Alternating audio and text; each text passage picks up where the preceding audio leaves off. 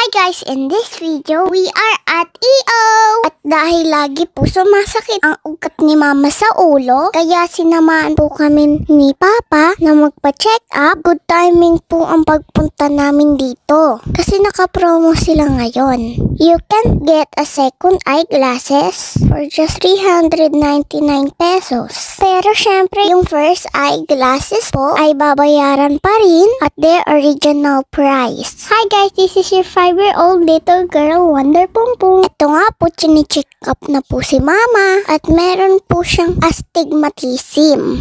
Kaya kailangan na po talaga niya magpasalamin. Kasi nagkukos po to ng pagkahilo at parang lagi po siya masusuka. Akala po niya buntis po siya kasi parang nasusuka po siya lagi. Hi, buti na lang hindi. Para baby pa rin po ako nila.